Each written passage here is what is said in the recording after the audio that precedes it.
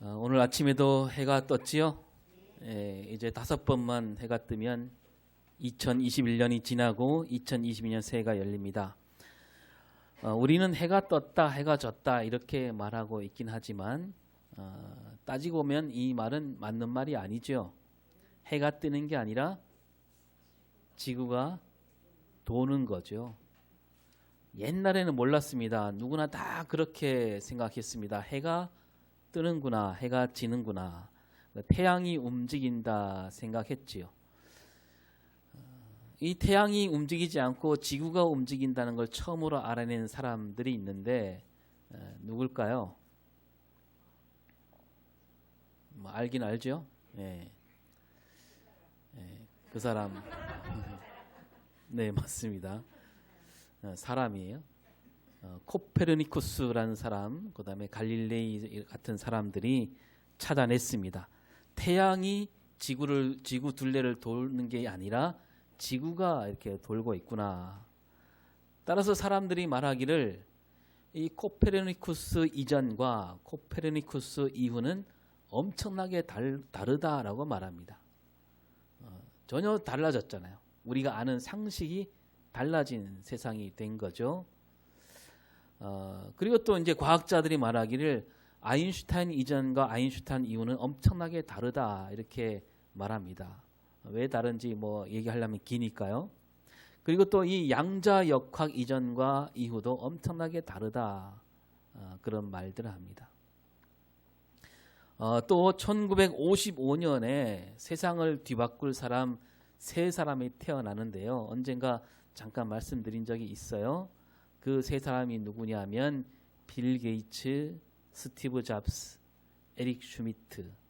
이 세 사람이 똑같이 1955년에 태어납니다.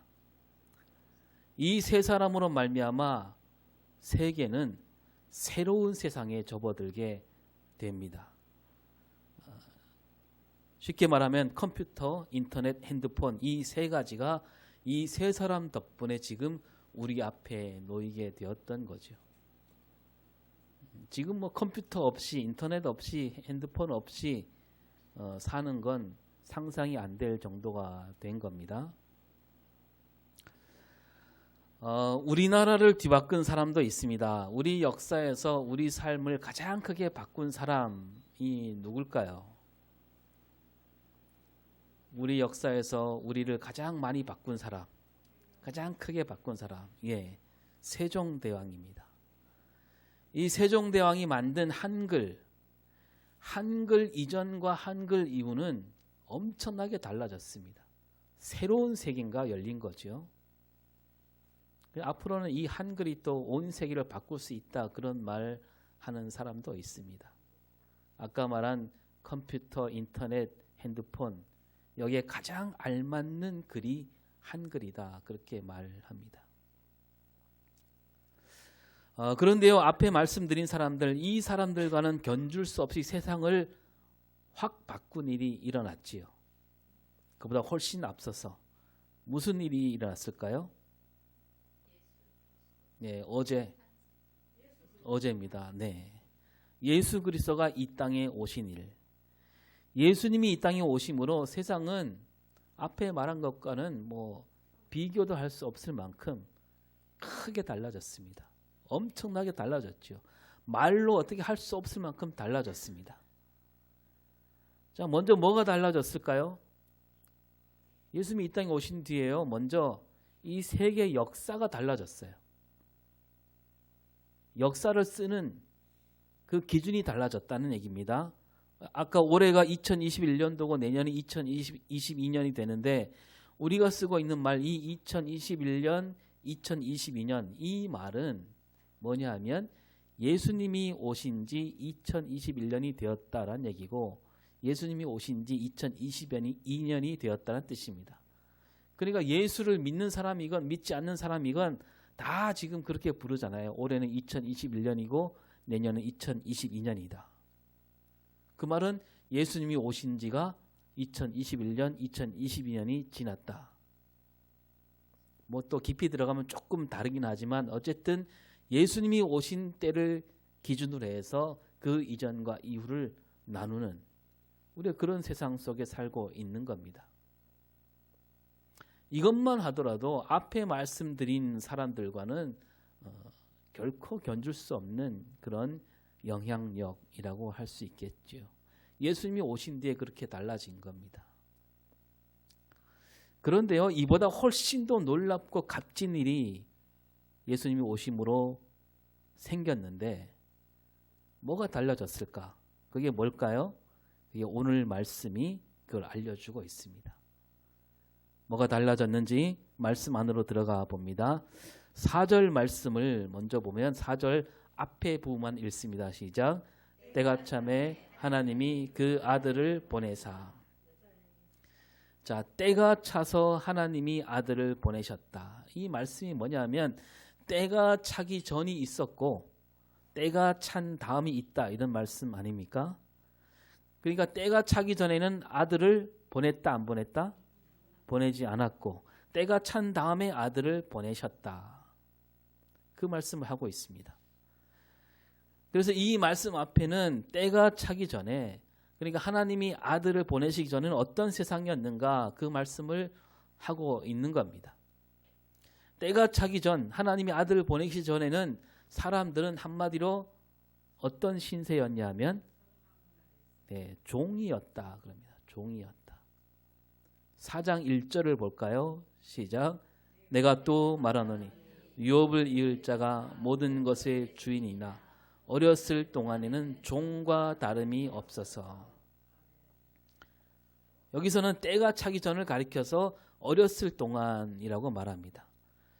어려서 잘 모르니까 종과 다름이 없다. 우리가 그렇잖아요. 어린아이에게 뭔가 믿고 맡길 수가 없잖아요. 아주 어린아이인데 너 칼 좀 쥐고 있어, 그렇게 할 수 없지요. 유리잔 들고 있어, 그렇게 할 수 없잖아요. 그래서 그 아버지는 이 아이가 자랄 때까지 아이를 도와줄 후견인과 청지기를 두게 된다. 이건 이제 그 시대 문화를 얘기하는데요. 그 어쨌든 말하고자 하는 것은 어린아이는 뭔가 맡길 수 없다는 얘기입니다. 그래서 이 후견인과 청지기가 바로 이 이스라엘 백성들에게는 율법이었다는 말씀입니다. 더 거슬러 올라가면 3장 23절을 볼까요? 시작. 믿음이 오기 전에 우리는 율법 아래 매인 바 되고 계시될 믿음의 때까지 갇혔느니라. 여기서 믿음이 오기 전은 앞에 말씀드린 때가 차기 전과 같은 말이고 하나님의 아들을 보내시기 전이란 얘기입니다. 이때는 율법 아래 매인 바 되었던 시절이라는 얘기입니다. 뭐냐면 율법이 있어야만 이 어린아이가 다른 길로 빠지지 않게 된다는 뜻입니다. 율법에 매여서 살아갈 수밖에 없는 시절. 그 종과 다름이 없다는 얘기죠. 그러니까 유대인들은 예수님이 오시기 전에 율법에 매인 바 된 종과 같이 살았다라는 거죠. 자, 그런데 하나님이 사람을 처음 지으셨을 때 그때부터 사람은 종이었을까요? 그때는 종이 아니었지요. 하나님이 아담에게 자유를 주셨습니다. 에덴 동산에 있는 모든 열매를 마음껏 먹어도 된다. 다만 딱 하나, 선악을 알게 하는 나무 열매만 먹지 말라 하십니다. 그리고 먹지 말라고 하시긴 했지만 먹지 못하게 막아놓지는 않으셨습니다. 자유를 주신 거죠.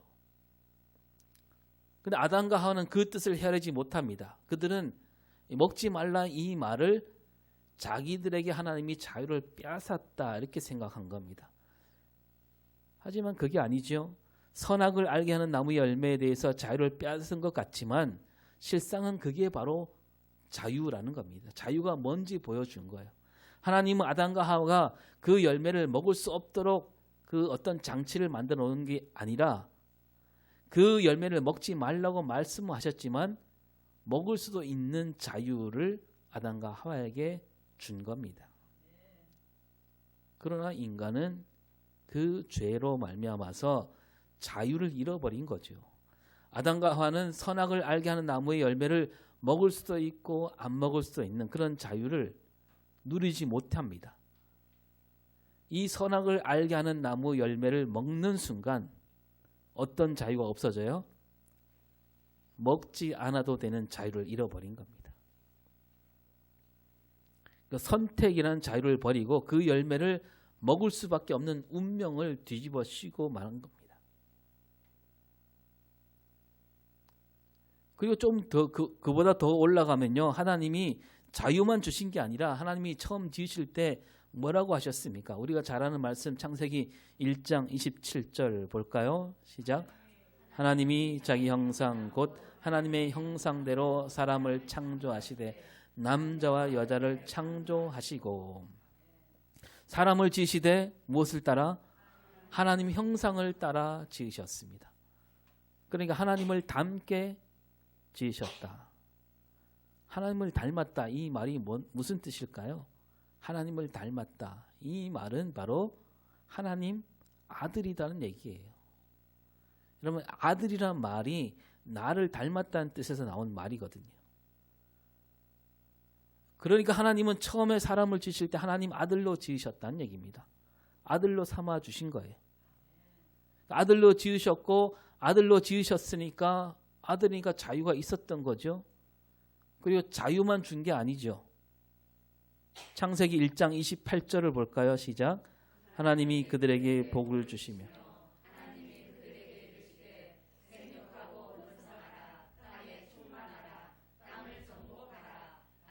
물고기와 하늘의 새와 땅에 움직이는 모든 생물을 다스리라. 자유만 있는 게 아니라 뭐 아들이니까 복도 주시고 거기다가 다스리라.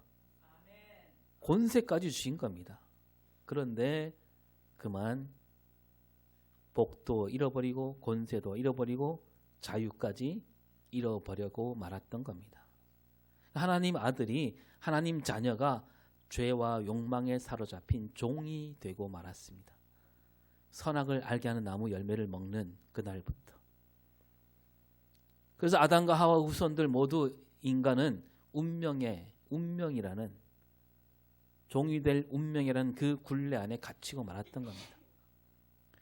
그래서 다시 그 자유를 되찾기 위해서 온갖 힘을 다 썼지만 다 헛된 일이지요. 이를 안타깝게 여기신 하나님이 그들에게 무엇을 주시냐면 율법을 주셨다는 겁니다. 그런데 이 율법을 주시면서도 하나님이 이렇게 말씀하십니다. 사실 율법 안에는 하나님의 아들이 되는 길이 있는데, 그래서 출애굽기 20장 2절을 볼까요? 나는 너를 애굽 땅 종 되었던 집에서 인도하여 낸 네 하나님 여호와니라. 너의 하나님 여호와다. 내가 너의 하나님이다. 그 말씀 아닙니까? 그런 다음에 율법을 주셔요. 그러니까 뭐냐면 이 율법을 지켜야만 내가 너의 하나님이 된다. 이 말이 아닌 거예요. 율법을 지켜야만 너는 내 백성이고 내 자녀다. 그 말이 아니에요. 먼저 말씀하시기를 너희는 내 백성이고 나는 너의 하나님이다. 하나님 여호와다. 먼저 말씀하신 다음에 그러니 너희는 이 율법을 지키며 살아라. 이렇게 말씀하신 거죠. 하나님 백성으로서, 하나님 자녀로서 사는 그 삶이 이 율법 안에 있다. 그렇게 말씀하신 거예요. 그런데 이스라엘 백성들은요, 그것을 그 율법에 매여 살게 되는 겁니다. 그 율법 글자 하나하나에 기대며 살아갔습니다. 그러니까 율법 아래에서 종노릇을 하게 되었다는 겁니다. 율법 안에 담긴 뜻을 헤아리지 못하고 율법에 끌려다니는, 이게 죄와 욕망의 종으로 살다 보니까 하나님 말씀인 그 율법조차도 그들은 그 밑에 머리를 숙인 채 살 수밖에 없는. 그래서 때가 차기 전까지 유대인들은 율법 안에서 종노릇하며 살았다라는 거죠. 바울이 지금 이 말을 하면서 지금 갈라디아 교회 사람들에게 편지를 하는데요. 그런데 사실 이 편지는 받는 갈라디아 교회 사람들은 유대인이 아닙니다. 그래서 이들에게는 이렇게 말하죠. 4장 3절 시작. 이와 같이 우리도 어렸을 때 이 세상의 초등 학문 아래에 있어서 종노릇 하였더니. 예.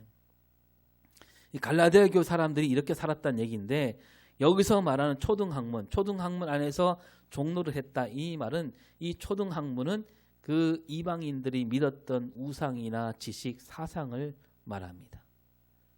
유대인들이 율법 안에서 종로를 했듯이 너희도 세상 초등학문 안에서 종로를 하며 살았다라는 얘기입니다. 그렇게 살고 있는데 때가 차게 됩니다. 4절과 5절을 같이 읽습니다. 시작.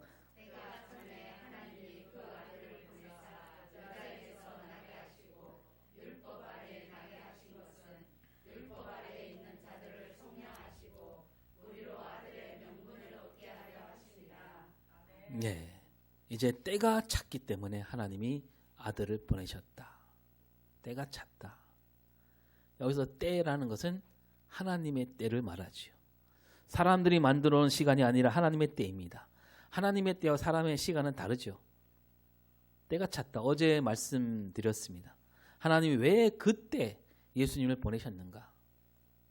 하여튼 하나님이 뜻하신 때는 다른데 사람들은 뭐 아침에 해 뜰 때부터 저녁이 해질 때까지 차례차례 시간표 뭐 정하기도 하고 시간을 정해 놓았습니다. 그러나 하나님의 때는 이와 다르다는 얘기죠. 하나님 보시기에 맞는 때. 그 사람들이 아무리 셈을 해봐야 그 때는 알기 어렵지요. 사람들은 막 손을 꼽아가면서 때를 헤아리는데 자기들 나름대로 셈을 하는 겁니다. 하나님의 때도 그렇게 셈을 하려고 하는데 그래서 하나님이 언제 어느 시간에 메시아를 보내주시겠지 그렇게 막 손꼽아 셈을 했지요. 사실 유대인들 가운데에서는 아직도 예수님이 오셨다는 생각을 못하고 있습니다. 메시아가 아직 오지 않았다. 아직도 기다리고 있지요. 자기들이 셈을 해보니까 아직 메시아는 오지 않았다 이겁니다. 그러나 하나님이 보시기에는 바로 그때 2000년 전 그때 로마가 온 세상을 다스리고 있는 그때가 하나님의 때였다는 얘기입니다. 하나님의 때 하나님이 그 아들 예수 그리스도를 보내주셨다. 그래서 예수님도 이 땅에 오셔서 뭐라고 외치십니까? 때가 찼고 하나님 나라가 가까이 왔다. 하나님의 때가 찼다는 얘기입니다. 하나님이 이때다 그러면 그게 하나님의 때인 거예요. 사람이 헤아릴 수 없는 겁니다. 사실 오늘 우리도 하나님의 때를 기다릴 줄 알아야 됩니다. 하나님의 때는 아무도 모른다 그러지 않았습니까? 하나님께 맡겨야죠. 예수님조차도 모른다 그랬는데 그런데도 여기저기 말이 많지요. 막 이렇게 셈을 하고 저렇게 셈을 하고 언제 어느 날 어느 때 이런 일이 생길 것이다. 저런 일이 생길 것이다.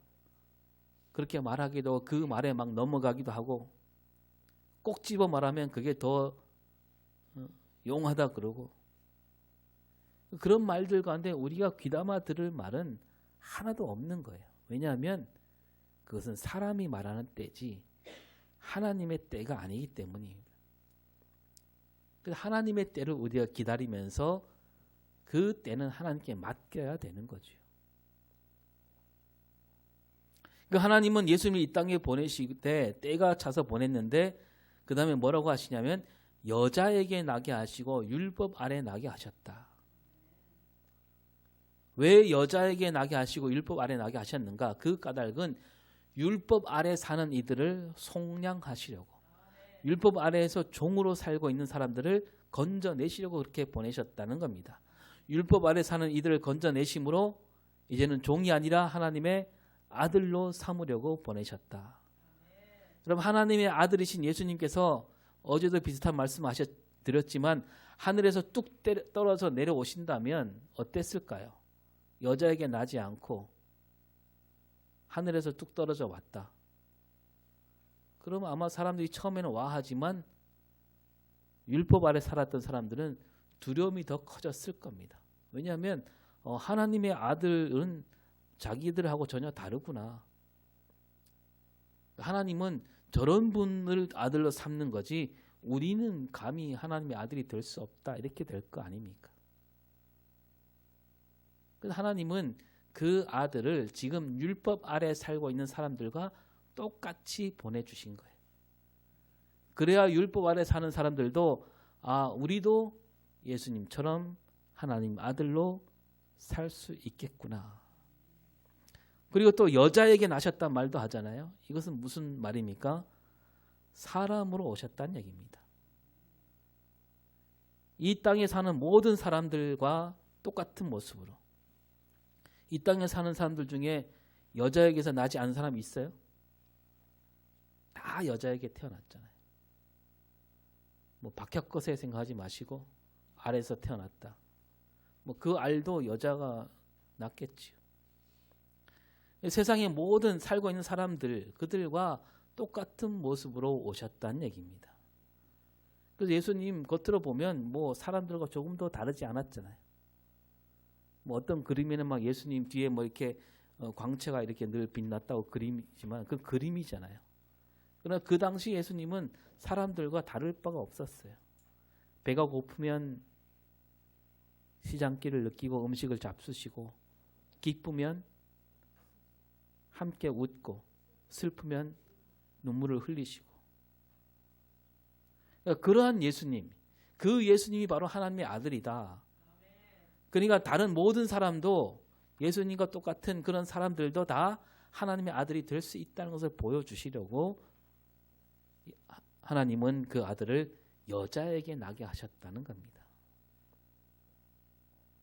율법 아래 종으로 살아가던 이들은 이제 그 예수를 믿음으로 하나님 아들이 되는 기회가 생긴 겁니다. 그리고 예수님은 우리에게 보여주시죠. 하나님의 아들, 하나님의 자녀라면 이렇게 사는 것이다 라고 보여주셨습니다. 그리고 그 예수를 믿고, 예수님이 말씀하신 그 말씀을 믿고 따르면 하나님의 아들이 되고 하나님 자녀가 된다는 것을 알려주셨습니다.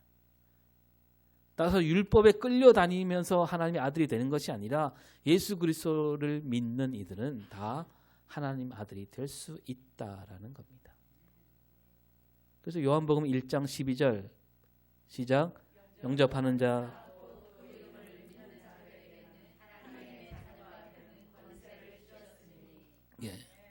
예수님을 맞아들이고, 그 말을 다른 말로 하면 그 이름을 믿는 사람들, 이걸 또 다른 말로 하면 예수님을 믿고 예수님이 가신 길을 따르는 사람들, 그 사람은 누구나 하나님 자녀가 된다. 하나님 자녀가 되었다면 그 옛날 잃어버렸던, 에덴 동산에서 잃어버렸던 자유와 또 권세와 복을 얻게 된다는 겁니다. 그리고 또 그 뒤에 말을 덧붙이죠. 예수님이 오시기 전에는 하나님을 함부로 부를 수 없었습니다. 그렇잖아요. 하나님 이름을 부를 수가 없었어요. 하나님 이름을 쓰는 것도 막 두려워했어요. 그때는. 성경을 쓰다가요, 하나님 이름이 나오면 어떻게 했냐면 펜을 놓고 저 시냇가에 가서 몸을 머리부터 발까지 깨끗이 씻은 다음에 한 글자 쓰고, 또 그 안에 더러워졌을까 봐 또 가서 씻고 한 글자 쓰고.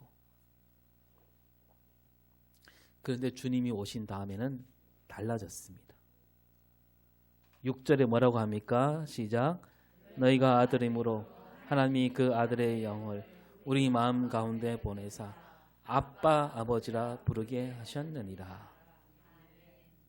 하나님께서 예수님을 이 땅에 보내심으로 이 땅에 살아가는 모든 이들, 그들을 하나님이 아들로 삼아 주셨고, 예수 그리스도를 믿는 이들은 누구나 아들이 되었고, 율법 아래 종로도 사는 이들, 또 세상 초등학문에 매어 살던 사람들, 그들에게 하나님이 아들의 영을 넣어주신 겁니다. 아들의 영, 성령이죠. 그러니까 율법 아래에 있던 이들은 이제 성령으로 말미암아서 예수 그리스도를 믿게 된 것이요, 그 믿음은 바로 하나님의 아들이 되도록 했다.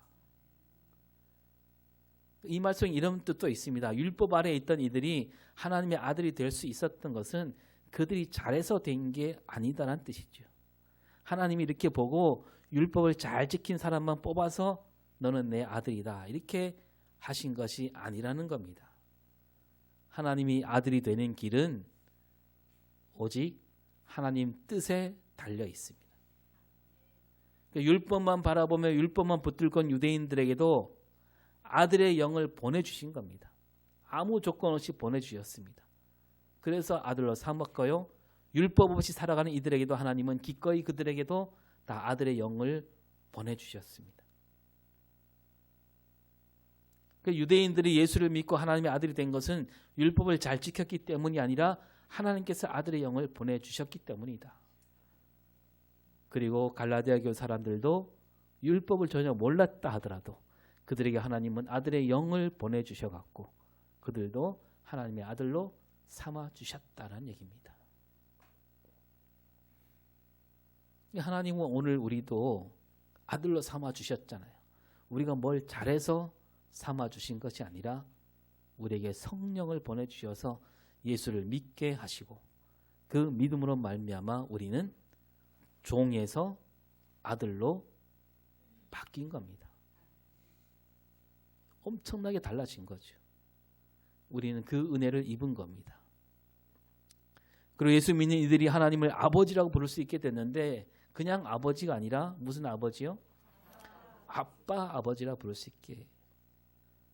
하나님을 아버지라 부르게 된 것도 참 놀라운 일인데 더 나아가서 아빠 아버지다. 이것 또한 새로운 세상이 열린 거죠.